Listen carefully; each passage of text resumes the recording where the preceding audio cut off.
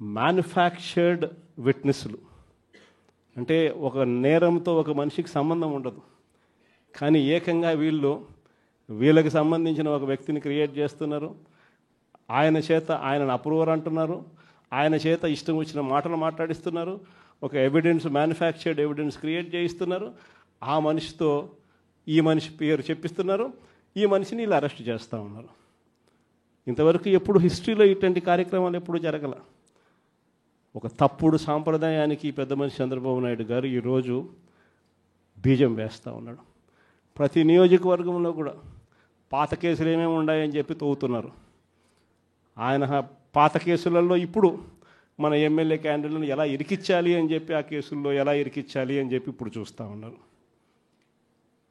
ఏ తప్పు జరగకపోయినా కూడా యాక్టివ్గా ఎవడైనా కార్పొరేటర్ ఉన్నా, ఎవడైనా ఎంపీటీసీ ఉన్నా, ఎవడైనా జెడ్పీటీసీ ఉన్నా, లేకపోతే ఎవరైనా లీడర్ ఉన్నా సరే విజిలెన్స్లో ఎలా ఇరికించాలా, తప్పుడు కేసు ఎలా పెట్టించాలా అనే సంస్కృతితోనే ఈరోజు పాలన సాగుతూ ఉంది.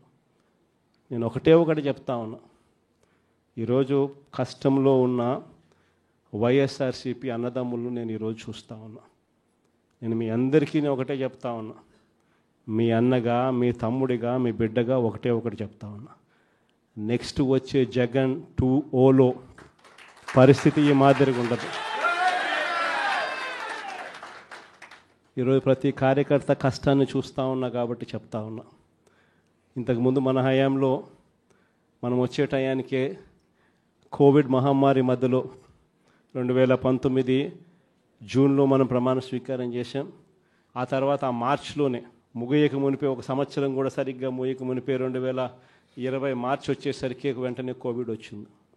ఆ తర్వాత 2 సంవత్సరాలు కోవిడ్తో మనం యుద్ధం చేయాల్సిన పరిస్థితుల మధ్య మన పాలన సాగింది.